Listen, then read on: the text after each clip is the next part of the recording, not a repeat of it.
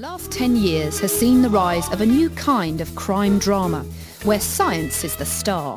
We love it, don't we? The slides going under and looking under and picking it up. It's fascinating. It's a world of cold cases and hot scientists. But what's in the DNA of the forensic drama? And who fits the profile? I'm a huge fan of Waking the Dead. I've loved it from the get-go. I think you shouldn't underestimate the power of Amanda Burton. Sherlock Holmes is the great scientific detective. Oh, I was Quincy all the time. I was Quincy. I loved this guy. So what lies behind TV's fascination with forensics? Forensics. I hate that word, but everyone uses it now, I know, even the police. They've been watching too much television. How did the cop show get from this to this? People like watching people being clever, being good at their job. That's very sexy. From pre-DNA to post-CSI, we look at how science has fought crime on television. We exhume some forgotten classics, we go inside the head of the forensic psychologist, and we ask, where will it all end? I think we are definitely in an age of forensic pornography. How did forensic science take over the telly? Why do we love watching the dead? So was Quincy really the father of forensic TV? I remember it as a kind of schoolboy. It was sort of early 80s, wasn't it? Early, mid-80s? Yeah, so I remember watching it when I was kind of 10, 11, 12. I didn't really understand it, to be honest. I didn't actually know until I did this that he was a pathologist. I just remembered this rather stern, rugged, rock-jawed man, sort of talking in a kind of authoritative way. The man I have now become.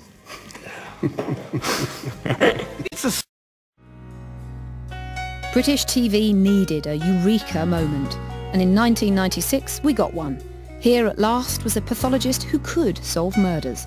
Lots of them, quite quickly. Detective Superintendent Charlie Nichols. Sam Ryan. Harry Cunningham. Well, it's a selfish way to go. She's a bloody mess. Does she have a name? Alice Delaney. She worked for a sports agency on the top floor, but she must have jumped off the roof. What makes you say that? Well, all the windows are sealed. How do you know she jumped?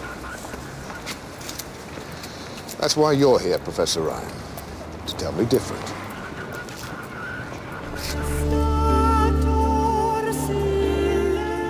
I love Silent Witness, and I loved Amanda Burton in it. I can see her now. I mean, she made a huge impact. This very beautiful woman cutting up these bodies and taking out these kidneys and throwing them on the weighing machine. That used to make me gasp. And I know that she went and watched all that happen in reality. A photograph here, please. We all went up to the Forensic Science School in Durham, and we actually witnessed firsthand post-mortem. I always remember the smell. I mean, I'd seen a lot of dead bodies before and smelled it because I'd been a policeman and I need to kind of deal with that kind of thing. But the rest hadn't. And it wasn't so much the sight, although later that got a bit grim. It was the smell. And of course, when they started doing the post-mortem, and I always remember Amanda sort of looking at that. I can see her rocking. And I was thinking, oh dear. But then she turned round and she left. I thought, well, that's it. But to her eternal credit, 5 minutes later, she obviously went out, composed herself, and she came back in and carried on watching the PM. Okay, let's move her out of here, please. There's been a lot of popularity, especially with the post-mortem books by Patricia Cornwell. Wait. But I think you shouldn't underestimate the power of Amanda Burton. She came into the show, and I think she was such a popular actress. For a programme to be picked up for that kind of attention, it has to have been quite a success, and it has to have caught the public imagination. I can tell just from glancing that this is a woman, 35 years old. She was probably called Amy or Sarah, worked in a shoe shop, preferred friends to coupling. And the poor girl was murdered by an evil psychopath with red hair and a mole on his left cheek. The show would survive all the spoofs and the loss of its lead actor to become a worldwide sensation. His name's Simon Jones. He's a 28-year-old company director from Bath. Its premise would stay the same. Oh, no, I'm never wrong. The only good witness is a dead one. And I'm right. The US-based Silent Witness is kind of, in its title, It's the idea that the dead can tell you how they died is innately fascinating. It's really, really profound. Well, Silent Witness has been it's made much more sexier, hasn't it? Well, You know, we know that this team of people, of young, good-looking people, who each week, you know, go there kind of arm deep in human filth and effluvia, you know, get themselves covered in all this stuff, so that we can follow the processes of their investigation.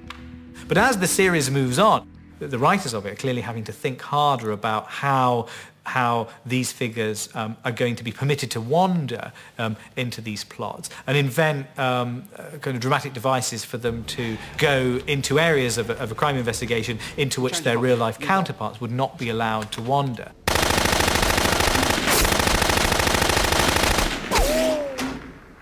The success of shows like Silent Witness and Waking the Dead helped make science sexy. But it did prompt the question, how much of all this was for real?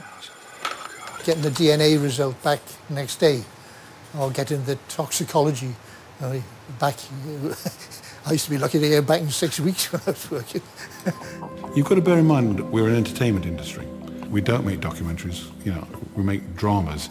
Some years ago I wrote an article, I think it was New Scientist, and I said, look, if you're writing something about forensic science and it doesn't quite fit, make it fit, make it up, exaggerate the truth. But if it works and it flows and the person's entertained by it, that's what it's about.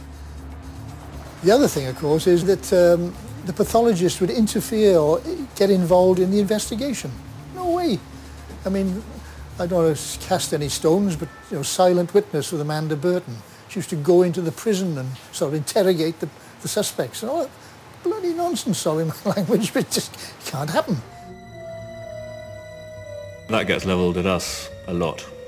And in terms of strict realism, with good reason. I mean, pathologists don't do half the things that we do. We could probably be even less truthful than we are, because the only people who are going to write in are, you know, pathologists, and there aren't very many of them, and, you know, we're serving a much wider audience. But most pathologists were now too busy advising on forensic dramas to write in complaining about them. Okay. So we've got bilateral carotid pressure points. On Waking the Dead, Silent Witness, we have 4 consultants. There's a police officer, forensic scientist, forensic profiler, and a coroner in Peter Dean. For both of the shows, they're keen to have somebody on set to advise on the science aspect. One of us will be there during most, if not all, of the pathology scenes. When we're in here, there's always a pathologist, whether it's Peter or someone else, who advises us. And at the beginning of the day, at the beginning of a scene, we talk through the scene. If there are any problems or anything we don't quite understand, they'll just advise. Then we rehearse it, and they might pick up on something that we're clearly doing that's wrong. The actors want to look like they do it every day. Sometimes it'll be advice on makeup, sometimes discussion on the prosthetics, what the prosthetics should look like. This wouldn't happen, you're holding that wrong, we'd never be on that side. Sometimes there might be a few line changes that are needed on set, so you try and write in some medical lines. Top screen shows no lignocaine in the venous blood samples that you took from David Levin's body. Megex. Death after resus, that's when you see that most often. Lidocaine. Local anaesthetic has a half-life in plasma of 1 to 2 hours. Generally, since the late 90s, audiences are prepared to, if you like, go back to school a bit watching crime shows. They're prepared to absorb a volume of technical information that would have been unthinkable 10, 15 years ago. Megex. Shall I go on? People like watching people being clever, being good at their job, particularly if it's a job you don't know, because that in itself is seeing how other people work and what their lives are like in their work is interesting. But if they're really good at what they're doing as well, then that's very sexy. So I've used mitochondrial DNA to look at the mother's side and YSDR DNA to look at the DNA. Shorthand and repeat. Yeah, very good. And it's not just the language of the crime drama that's changed, it's the look. Maybe the real advance of current forensic shows is they found a way of making science exciting in a televisual way. It's the kind of